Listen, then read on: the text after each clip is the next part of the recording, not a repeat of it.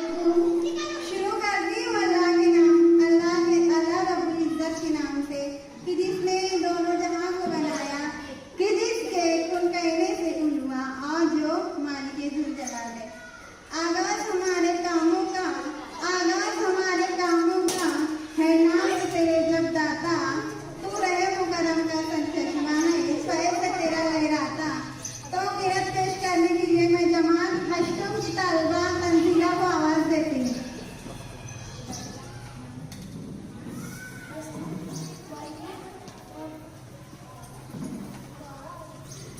अस्सलाम वालेकुम रहमतुल्लाहि व बरकातहू।